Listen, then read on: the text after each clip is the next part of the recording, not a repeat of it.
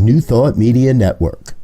We are a global broadcast network of positive music, media, and entertainment, inspiring humanity's evolution along the journey of enlightenment and creating a world of love, peace, empowerment, and prosperity for all. New Thought Media Network. Positively inspiring. And hello again, dear ones. Rev BRZ over here. Rev Z right here. And this is New Thought today for January 26th, 2021. And we are here talking about what we believe, part 4. And we'll explain exactly what that means as we go along here today. But we want to thank you, number one, for being with us here on the New Thought Media Network. This program is here every Tuesday at 2 p.m. Mountain Time. And the intention is to bring you a look at the founding principles of New Thought, science of mind, spirituality in those regards, and take a look at them through an integral lens. Are these ideas that we have grown up with spiritually still relevant, still operational? Do they still serve in our day? So we'll kind of fill you in on that as we go, but wanted to check in. Good morning, Z. Good afternoon. How are you doing today? Doing well. A little snow on the ground in Colorado, so it puts a nice little mystical air to the environment, so it makes it right nice for a new thought today. Exactly. And the wind is not blowing, so that's good too. Yeah. All right, folks. Over the past several weeks, if you've been with us, you know that we launched this program back in 2020 by taking a look at the Centers for Spiritual Living Global Heart Vision. And over the last few weeks, we've been looking at the document and the statements, What We Believe. It was originally written by Dr. Ernest Holmes, the founder of Religious Science, Science of Mind, and all of those designations. This week, what we're looking at are kind of coming into the home stretch, I guess is what we can say on our statements. Just to actually, let's go back and recap last week. We finished by looking at we believe in the direct revelation of truth through the intuitive and spiritual nature of the individual. And here's the important part. Any person may become a revealer of truth who lives in close contact with the indwelling God. And that leads us to kick off this week by looking at the next portion. We believe that the universal spirit, which is God, operates through a universal mind, which is the law of God, and that we are surrounded by this creative mind, which receives the direct impress of our thoughts and acts upon it. See, it seems like we always save the big ones to be like our launching point for the week. We either start with a big, heavy, juicy statement, or we end with one. I never. Yes. So, why don't you dive in and share a little bit with us on that? The first thoughts. Well, I think it's a great place to be right now, especially in terms of where we are in time and space, and that concept of being able to impress upon the mind of God. Because right now is a time place where we individually and collectively get an opportunity to rewrite the story, if you will. And so we do that, or we have an opportunity to do that by impressing upon the divine mind of God that is a creative medium that takes our thoughts, words, ideas that we hold dearly and fortify them with vibration. Yeah. That we step into a real understanding of the law of correspondence, and what we impress upon God, God will impress upon us. And so now we have this relationship, this correspondent relationship where just like it says, correspondence. We've heard about correspondence doing people travels or doing war times. People who go and correspond give us a matching version of what's going on, and that's what we want right now. Is a version that is correspondent to the ideas of peace, love, employment. All those things we need to create this world that works for everyone. Yeah. You're going to hear us come back to that phrase a lot, folks, right? creating a world that works for everyone. And we get it, that, and we've discussed this at length. You can go back and check out the past episodes. We've discussed at length what that means and what that looks like. And the central theme is that it's got to be a holistic approach. It's got to be a whole world approach. And that excludes any sense of me getting mine and you getting yours, or this country winning over that country, or any of the nationalism that we see on the planet today, and brings us to a state of a deeper understanding of the oneness that we all are. And I love this statement. If you look it down, it breaks it out down pretty easily. God is universal spirit. God operates through the law, which is the universal mind. And so that mind, which is God. Now, here's the big thing for me is it's real easy to fall into old conditioning. And when I hear the word God, think of a person, of a figure.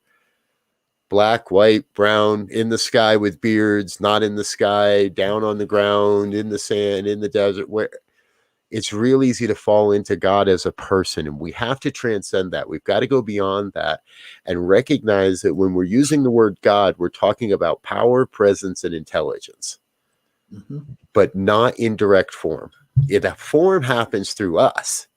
And it is through our beliefs and our prejudices and our biases and everything that it is by going through us that the purity that is the power, presence, and intelligence sometimes takes on some pretty wonky looking forms. A new word I think I just made up. Yes. And the interesting thing, I think, in terms of trying to explain that, it was explained to me once, and I like it, is that, and you probably heard it, God is like water, right? So God is this entity, this presence that is ever flowing, that can take on the shape, of any container that it is poured into. And based on that, it gets a very different functionality based on that. And so when we talk about this, that's what we have to kind of wrap our heads around. Yeah. Wrapping our heads around. I love it. So we put into the creative mind that which we believe, and what we believe returns unto us in some form. Again, it's not always a direct analog of what we think we want. However, upon practice, with time, with effort, with consistent intention and attention, we can get to that point of pretty instant manifestation. Right. This is what I want. This is what I believe. This is what's necessary. Boom, put it into the law of mind, into this creative law that is God's mind that has to create. And there we are. I was asked a question today, or I saw a question in one of the Facebook groups. And basically the question was saying, when you really get clear on the science of mind, you get it that we are the creative center, that we are God taking form. However, the question was, do you talk about that in the real world? Because some would say that we put ourselves on the same level as Jesus, as Buddha, as Mother Teresa, as Gandhi, as the Buddha, as God, when we use the terminology that we use in religious science. Right. Well, I'll take Jesus's words, where Jesus said, "These things I do, you can do these and more." Because it is totally about embodying the spirit and then allowing it to take over you, right? I mean, right. to guide your life. And so, and Jesus could make those kinds of statements, because once you step into that space of operating as God, or being this vehicle or container for God expression, you get a broader view of reality. And so Jesus could easily make that statement, because once he stepped into that role, if you will, and he could see way down the future, and he understood, I would suggest at that moment, computers and all this stuff going now, and information and practice and the understanding as a physical, scientific level, the operations of prayer and meditation and fasting. So he was like, dude, we at the very beginning of understanding this stuff now. After you get some more stuff on a scientific level, for those who need it, so now of course there's those who don't need it, but for those who need it or those who don't and it get enhanced, this thing is going to be off the chain. And so we have to begin to step into that kind of understanding and say yes, and then allow the Spirit to move. Right. Yes. I love it. The image of Jesus saying, dude, listen, here's a, and really that can be absolute truth as well, because each of us has within us this ability to impress, to make the impression upon the law that responds correspondingly. You've been using the idea of silly putty in a number of discussions lately, right, Z? That silly putty, it takes on whatever the impress of whatever we put it upon. Print, pictures, images, colors. It just, and are we willing to only impress upon spirit that which we truly desire? Right. That's a bigger question, right? Well, and it speaks to a very specific thing that I need to be clear about what I want or what I want to be reflected back to me. Yeah.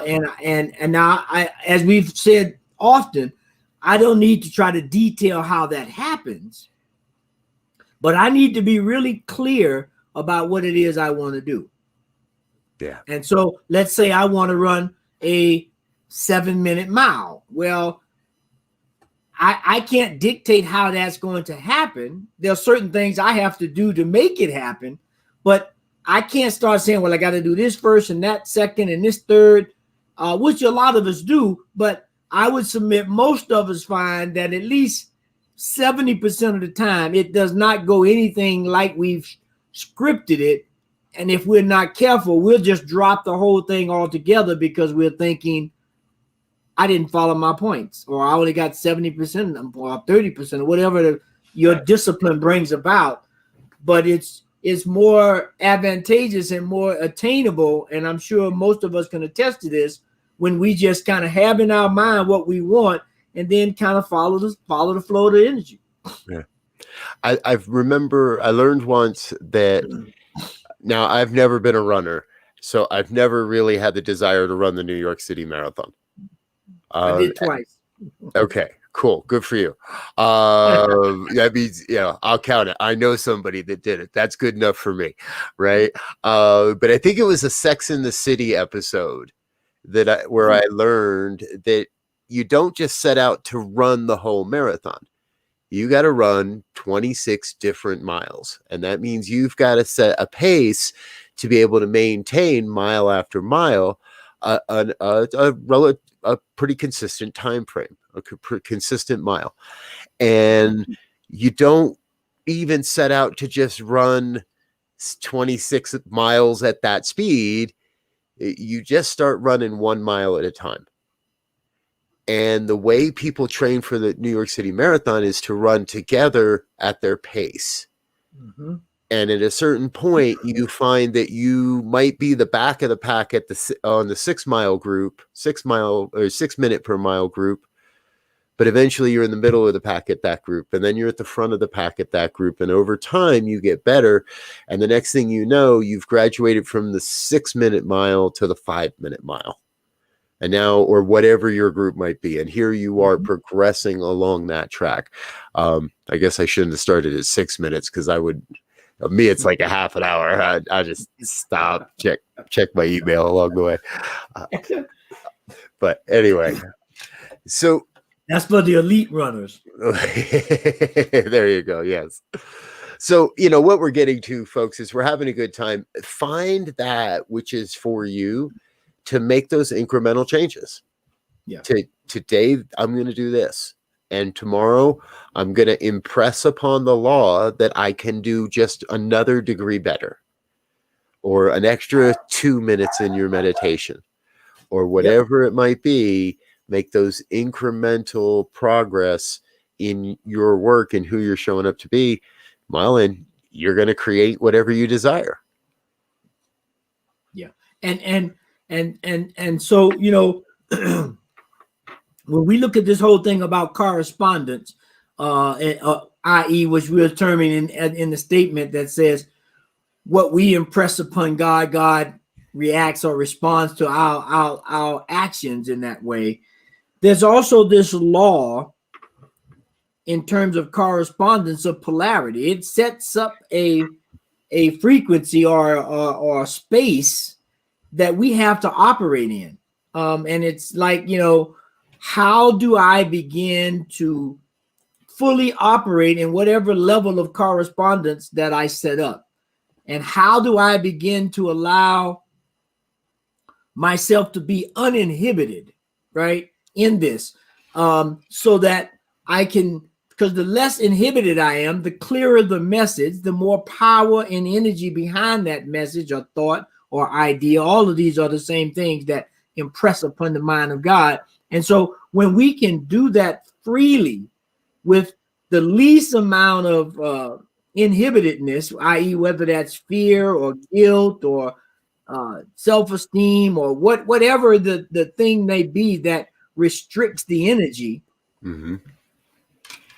then we open ourselves up for a bigger opportunity to have this co-creative idea. Another way of saying this, impressing upon the divine, is this co-creative idea of how life can be created moment by moment by moment. Yeah. You know, you bring into play a great term that we're going to take a much deeper look at in just a minute, folks. We got to take a break and give our sponsors a chance to say hello here on the New Thought Media Network. And this is New Thought Today. And you mentioned that word. So right after the break, we're going to dive a little bit more into what it means to truly be in this co-creative relationship with the divine, with God. In the meantime, give us 50 seconds and let us tell you about something exciting that happens here on the New Thought Media Network. We'll be right back.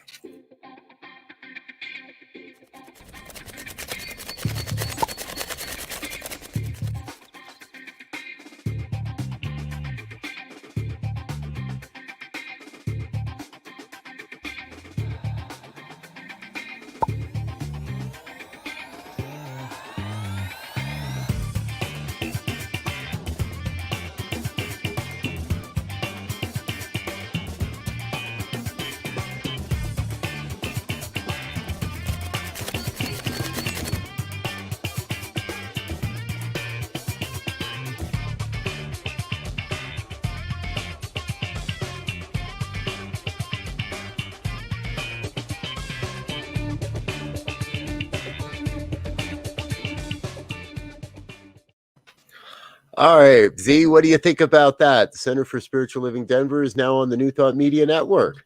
I like it. I like it. And I'm not biased about it either. Yes, you are. Yes, I am.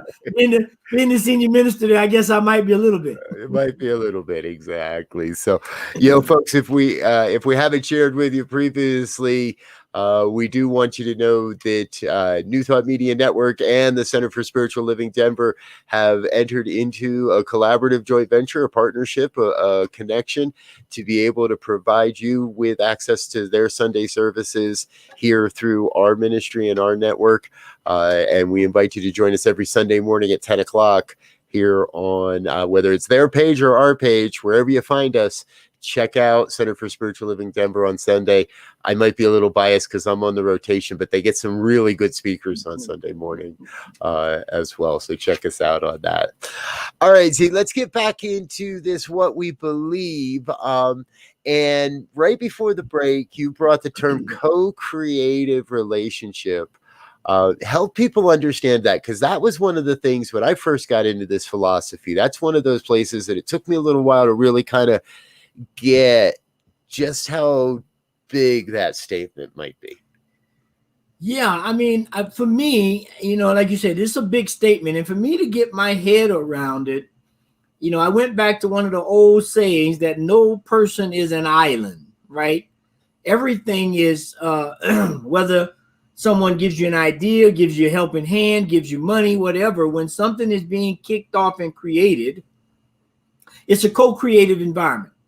And so again, when we look at as my grand idea of how spirituality works, when we look at nature, it's a co-creative experience going on. And so we can find that in a multitude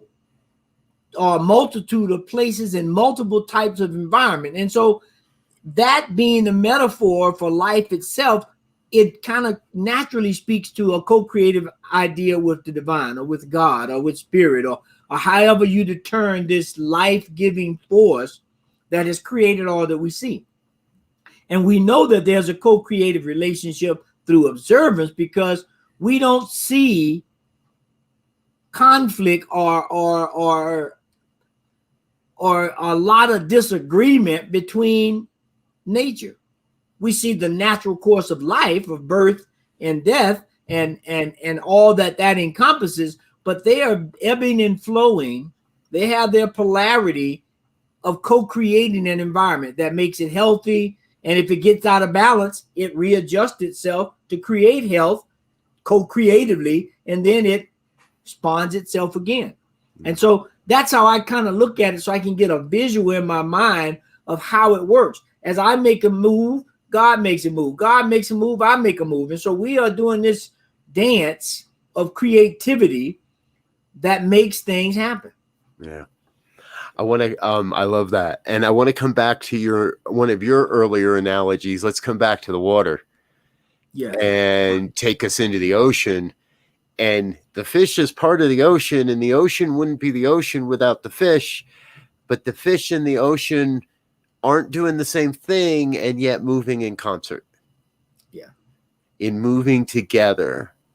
So that we create a new seamless experience. We could say the same of dancers. A male and female dancer are playing different roles, playing different parts, and yet both moving together into a seamless representation of something more. And a great encompassing addition to that is, all kind of dance, whether it's ballet or hip hop or jazz or modern, it often goes with music, right? And so if you look at the dance by itself or the music by itself, they could be very compelling. But when you put the music and the dance together in a co-creative kind of polarity, give and take kind of expression, it takes on a whole new energy, a whole new feeling. So the two things independent are great. The two things together are overwhelming sometimes. And that's what we're trying to get when we get this co-creative thing with God, is we want to be overwhelmed with the Spirit so that we have enough energy, insight, clarity, presence of mind to make a thing that promotes life happen consistently. Yes. And then the dance is beautiful and seamless and seems effortless. And you get done with the dance and you're like, whoo, baby, I want more of that, right? Yeah. Like let's have another, let's play another one. Let's keep going. Get to it. So, all right, now here's where this takes us, right, folks? So we get to this place where we recognize that it's all God. Universal spirit is God. It's operating through the universal mind, which is its law. And we create through our impress of thoughts and acts upon it. What we thought, what we think, what we believe, what we put into it. So if all of this is true, and we say it is, and we believe it is, and we can give you countless demonstrations on how this works. If all this is true, we also then have to believe in the healing of the sick through the power of this universal mind, that we can impress upon this universal mind, this creative mind, the blueprint of absolute health healing, and we can heal the sick through the power of this mind. Yeah.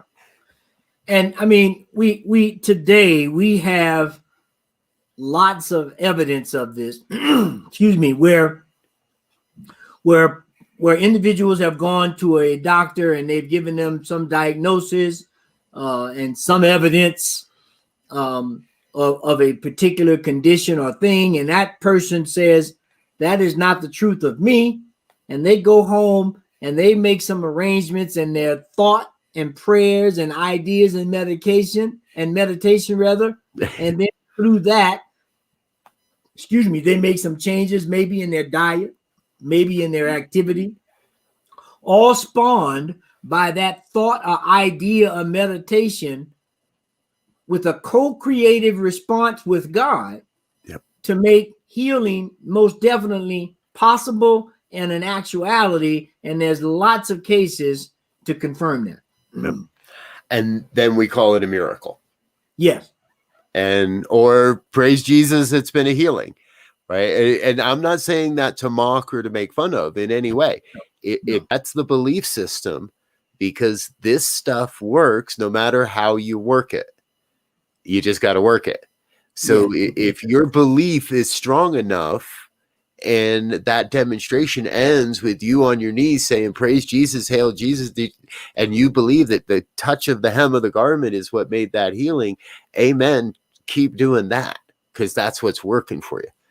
Right. We have a slightly different way, we have a different way of going about it, and it is still that strong belief that I can impress upon the mind.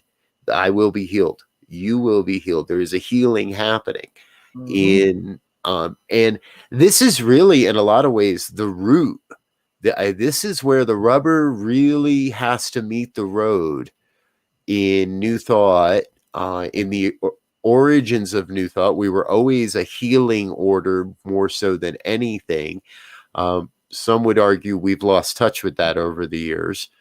But I think some of the most instrumental or influential stories I ever heard coming into this philosophy were stories of the physical healing.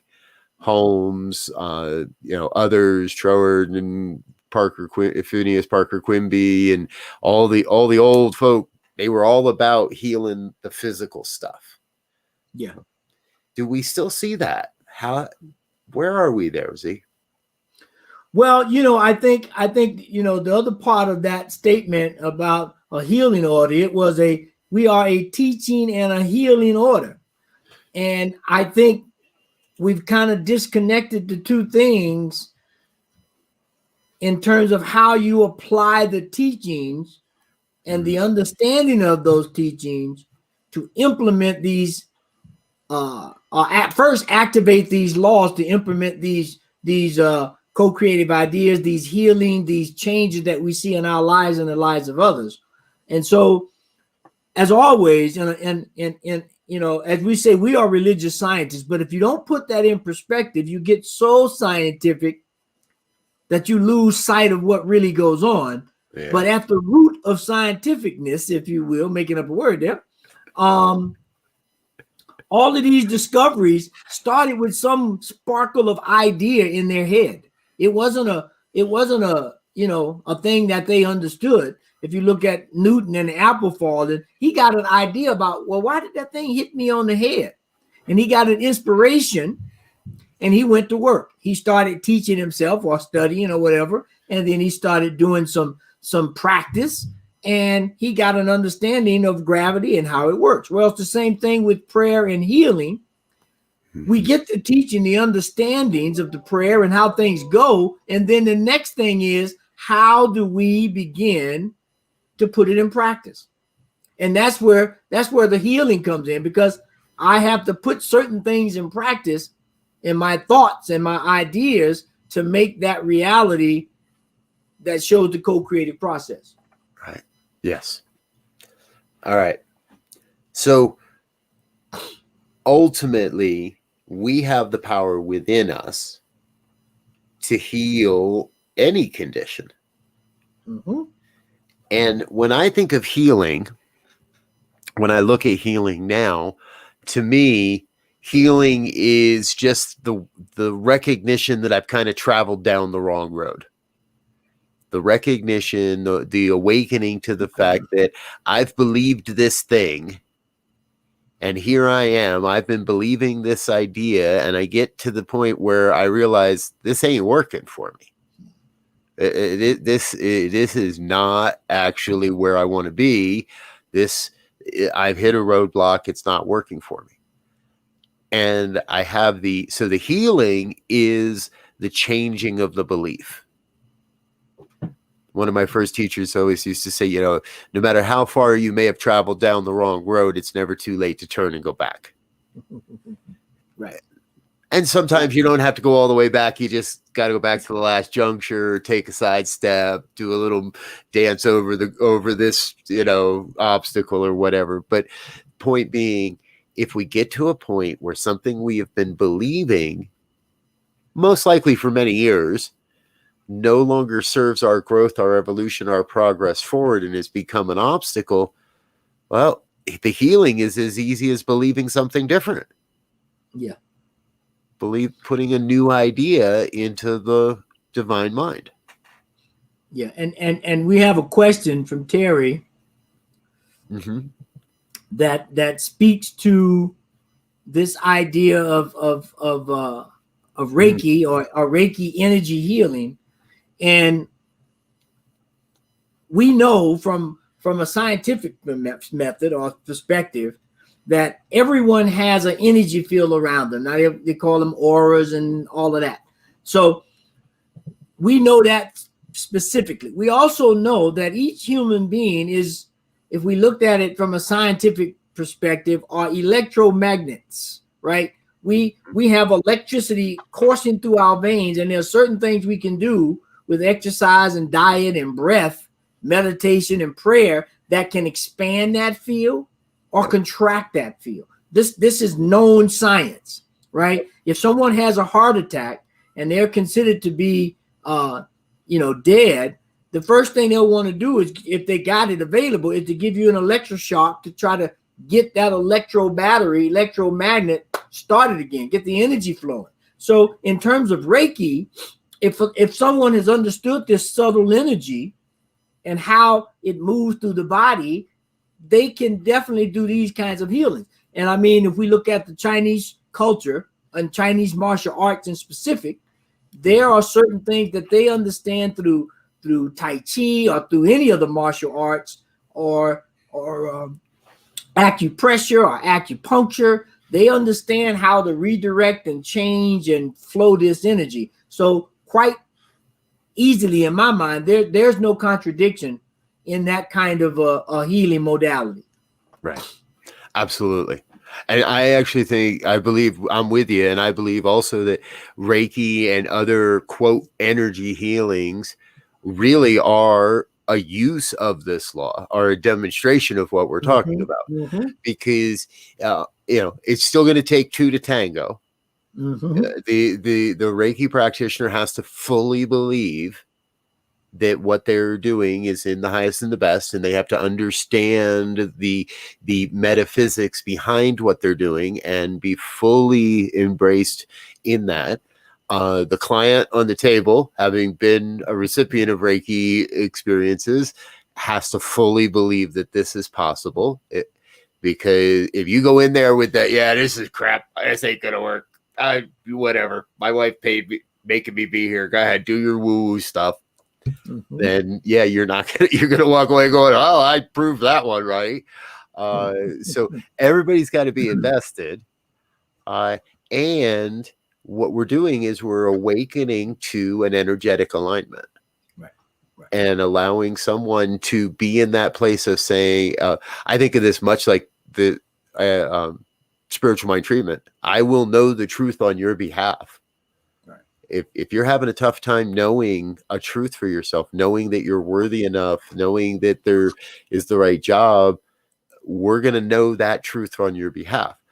An energy worker is holding that same blueprint of perfect health on your behalf and infusing that into the belief system of the universe, of the oneness.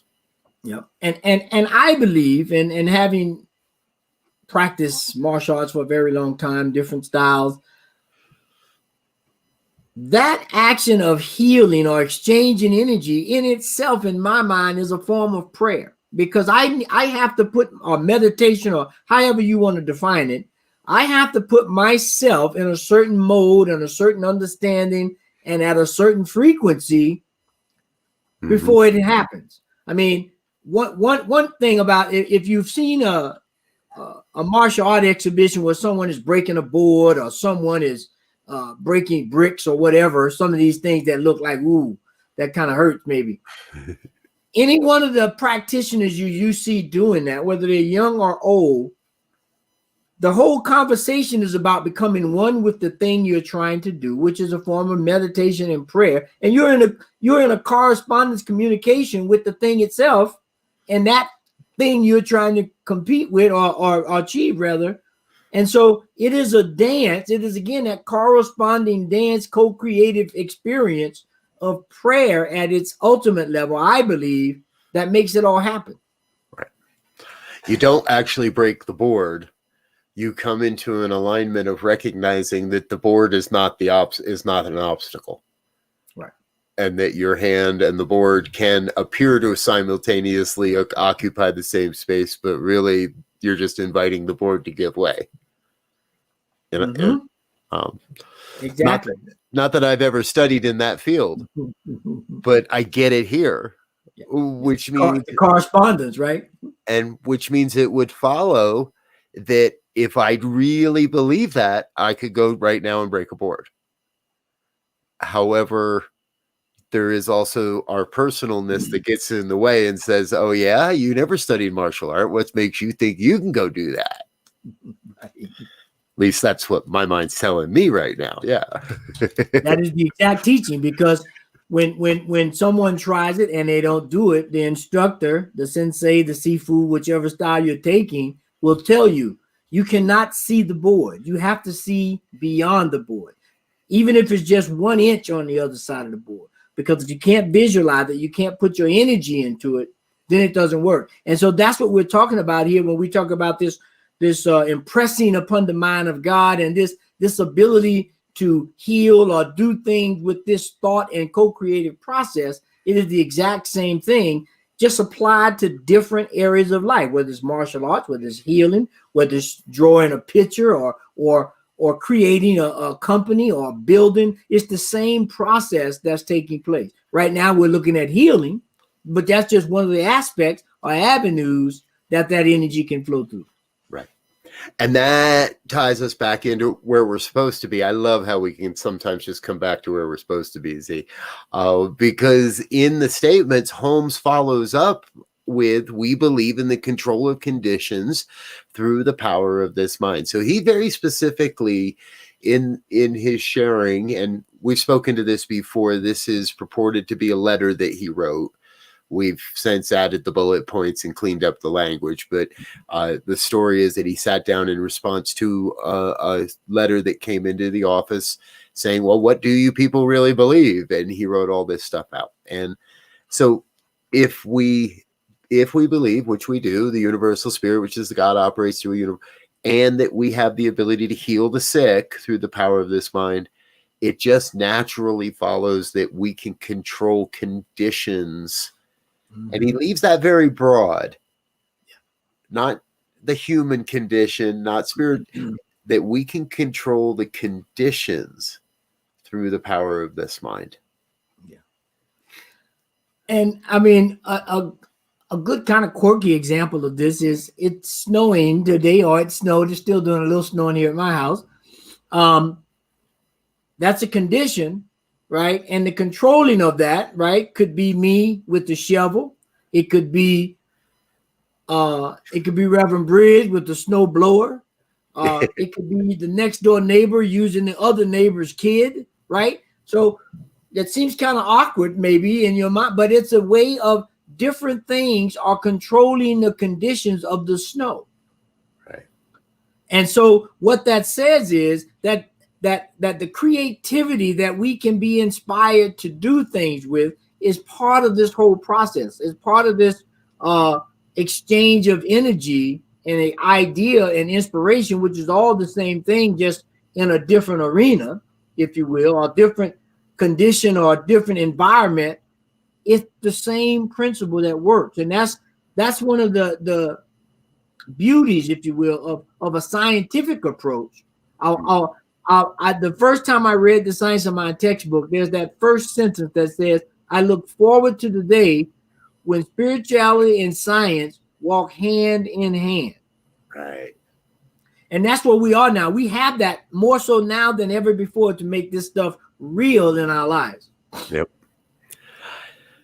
We have the ability to control the conditions and our response to the conditions we create. And I've always been reminded of another great lesson that was shared with me. I had a minister once said, we were talking about weddings. And we said, well, what do you do when it rains? He says, it doesn't. What do you mean? It doesn't rain on my weddings. We're like, what are you talking about? It doesn't rain on your weddings. How many weddings have you done? He goes, several hundred. In all that time, knowing you've only got so many days and all that time, you've never had rain on a wedding. He goes, no. He goes, it'll rain right up until we start the ceremony. I've had that. He goes, but it never rains on my weddings. And he was adamant. It could rain right up until the time they started the ceremony. But if he said that was it, enough, we got to start this ceremony, it would stop raining. He'd go do the ceremony and he would joke and he'd say, and then 5 minutes later it'd start raining again. But he had this belief that no matter what, and to this day, I know he still holds this. I don't know how long it's been since he's done a wedding. I say this is the truth of my life. I say this is the condition under which I operate in this world. And I am impressing upon Spirit the fact that it does not rain on my weddings. As far as I know, he has never conducted a wedding in the rain. Yeah, and I've had a experience similar to that it happened during my ministerial retreat for my senior year ministerial school. And I won't go into any details, but the person who was leading that session was able to do an invocation and bring some energy into the ceremony that was definitely noticeable. Definitely different from what was happening a moment before. And so I'm sure if most of us, if not all of us, if we went through the annals of our mind and looked at certain situations that we felt there was some stuff going on, you can see, or you could begin to sense, even if you didn't now, if you didn't then, you can now because you have a little more information of how to gauge it, that we are, again, it goes back to that first statement. We are in a co-creative relationship with the divine. And of course we hear these stories in the Bible and other traditions as well, but the ones in the Bible in this country are most known of Jesus stealing the water and calming the storms, and that can be your experience if you understand the laws and you align yourself with the laws, and then you activate.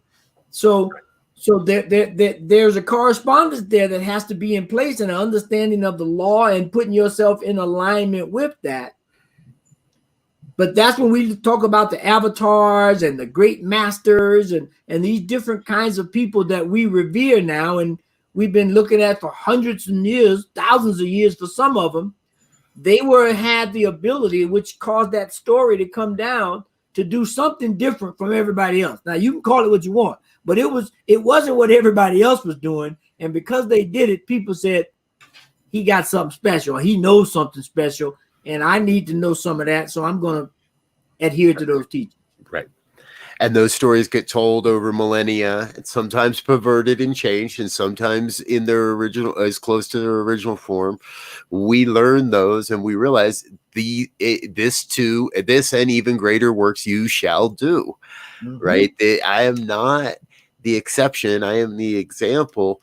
you guys don't quite get it yet, but that's okay. Your grandkids will. Yeah. Right. You don't quite get it, but somewhere down the line, humanity's going to get how incredibly powerful we truly are to control all of the conditions all of the time in our own lives. Because you think, I mean, if you go back and you look at the relationship between Jesus and the disciples, just staying with that tradition, we look at, you know, Jesus would do these things, whatever they were, and people would come back and say, wow, how are you doing that? And often he had two responses. Oh, ye of little faith. Right. And the other one was, don't be afraid. You can do this. Yeah. You know, but you got to believe. Where are you putting your power? Where are you putting your energy? And that's the same thing with us. Mm-hmm. I say it all the time. The only thing we have to fear is ourselves.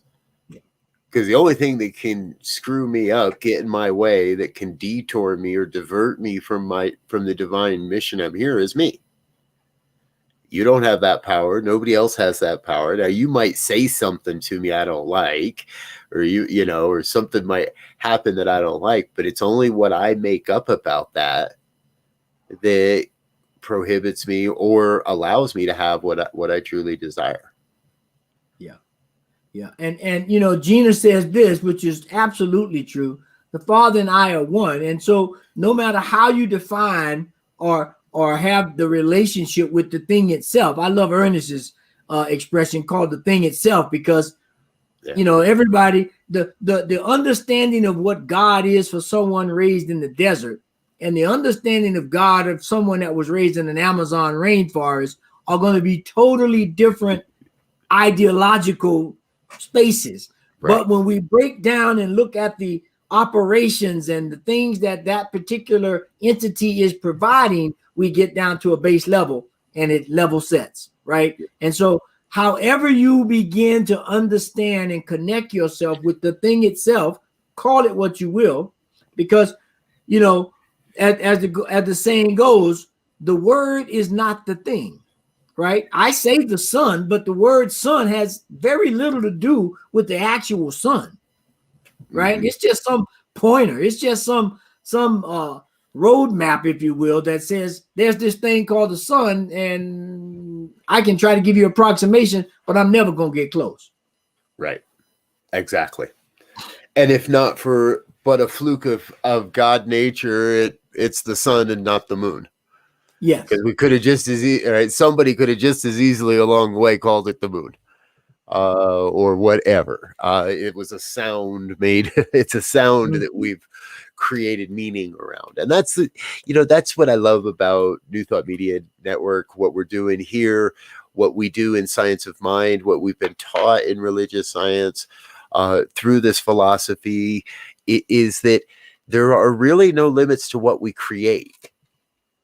So let's create. Yeah. And as we create, we get that immediate feedback loop that affirms, hey, this is working. I like this. I feel good about this. I feel joyful about this. Or I create and I get the feeling of, oh my God, what a chore this is going to be. I don't want to do that. Well, again, it's all in our head. It's all in our beliefs. It's all in our environment. And so let's create an environment of peace and positivity and good vibrations. Yeah. And that's the ultimate co-creation, right? Because right now we're focusing on the co-creation of us and the divine and the things that we can do to change conditions, health, environment, so forth and so on. But because every one of us is a representative of God itself, there's the co-creative relationship that happens between us and the power that we can create and the synergy that we can create to create this world, to create this experience, to uplift and enliven ourselves to change the conditions that we're currently in that nobody right now is pretty happy about. There are a lot of people that are very confused let's say that there's a lot of people that are very confused about the conditions they find themselves in on the planet at this time. And right, I don't think any of us want to rub it in, but there are some where it's like, well, you've been running around for years spouting things that aren't exactly the truth, and not I it's sometimes, again, back to our earlier discussion, how do you go out into the world and share these things and not concern yourself with being ridiculed for being a heretic because of the way we use languaging? Right. I hesitate to imagine what my life would be like if I hadn't have been running around spouting this stuff off for the last 10 years. If I hadn't have been developing a belief system that recognized within the event that was 2020, there was this opportunity to determine, are you going to sit it out or are you going to make something out of this? Mm-hmm. And now a lot of people set about and made something out of that opportunity. So we have the event opens up the door to an experience, right? We determine what that event meant for us and what we're going to make out of it. And that's the experience we have. So the event happens, we put our label on it, that becomes the event, the experience we had. And from that experience opens the door to opportunity. Yeah. We have that same opportunity here in 2021, folks. What are we going to make of it? And that's interesting, I think, because what it opens up is something we talked about way back when in this envisioning statements of what is our personal responsibility, our personal interaction to make these changes. And as they say, drop your bucket where you are, whether that's just change within myself and my behavior and attitude, or within my family or group or wherever it may be, because there's no place where God is not, which means there's no place where these practices should not be put in place. And so I think that as we continue to cultivate this spirit, and the thing that you talked about, people not feeling comfortable about this stuff, the biggest way to understand is, as Ernest would always say, is through a demonstration. If you practice it with yourself, you will begin to get some demonstrations and you'll be able to speak from a different point. I always like to say, my dad would always tell me, he said, I'm telling you what I know, not what I heard. Right. It's like, I'm not going on some theoretical concept of what I'm trying to tell you. I'm telling you what I know because I've experienced. Now, it may get experienced differently in your life, but I can give you within a certain standard deviation. This is what happens when these kinds of things are put in place or done. And so figure it out for you, get your own demonstration so that you can have that conversation. And one last thing on that, if you're listening to somebody or talking to somebody, if they're talking from some theoretical high level concept and someone who's experienced it. Yep. That's what I call philosophical bullshit. Running out your brain. And in your sharing, it reminded me, excuse me, I was on a show earlier today and being interviewed for a program earlier today that's going to air in a few weeks. But the question was, do we have a responsibility to the philosophy that is New Thought? We have all this stuff in our tool shed. We know all these things, that we know we can create these conditions that we manifest according to our beliefs and our word. Do we have, as ministers, do we have a responsibility to the philosophy of New Thought? And like, we don't have to answer that right this second. Mm-hmm. Mm-hmm. But I think that's a question for everyone is, do you feel a personal responsibility to this philosophy, to share what you know, to live what you know? Mm-hmm. And if so, cool. Hang out here and we'll convince you of your greatness. And before you know it, you'll have a show of your own. If not, well, let's have a conversation about that. Mm-hmm. Because if it isn't this, then what is it? Maybe it's a personal responsibility to the philosophy of Judaism or Hinduism or Taoism or whatever it is. If not this, what is, where do you feel called to truly be personally responsible to a philosophy, a belief system of life? And you just made me that little play on words as it goes. If not now, when? If not you, who? Yeah. That's the dance we're doing, right? We each have to take an understanding and a responsibility to figure out where we fit in. And once we figure out where we fit in, then we got to get in. We got to jump right in there and get in where we fit in and make this thing work. Because it takes all of us to do it. But we know for sure that when we all come together at the different levels that we are, it runs smoother. It runs, it just makes things happen. Yep. Wow. Speaking of making things happen, I do believe we've made another hour disappear. And I do believe we've filled that hour with what I trust everyone out there listening has found to be an enlightening, inspiring, and entertaining conversation. Although, we don't rehearse any of these things, so we never know where we're going to go and what we come up with, but it always works. And that is a demonstration of what we're talking about. We both believe that. We both adhere to that. We both come into this each week with an open heart and an open mind to say, we know where we're starting. We know the material that we're talking about. Let's see how Spirit wants it communicated today.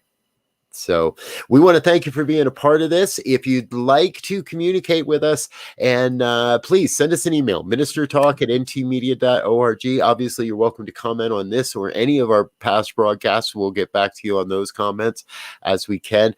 But if you'd like to suggest something for us to discuss on the program, or perhaps you're a minister that wants to be on the program, give us a shout. And ministertalk@newthoughtmedia.org. Or if you have a deep understanding of the science of mind philosophy and would like to share some of that with us as well, we'd love to chat with you. So, Z, before we head on out of here today, any final thoughts for the afternoon? I would say, my standard is always there, so I'm not even going to say that, but of educate, conversate, and activate. But I think more appropriate today is begin to experiment with this co-creative dance with divine, and make some intentions about it and activate it, and get your scientific journal out, take some notes. There we go. What are you impressing upon the divine mind today? Great questions. Hey, we want to share a couple of more short videos with you before we go today. We're growing and expanding, and New Thought Media Network is always taking on new shape and form. But one of the things that's been around for a little while and we don't want you to lose track of is one of our great friends, and that's Rev Jersey Girl. Check this out. Check it out. Thursdays, 10 a.m. Mountain Time, noon Eastern. A healthy dose of Jersey Girl wisdom. Live with Rev Jersey Girl. Sponsored by New Thought Media Network. Positively inspiring.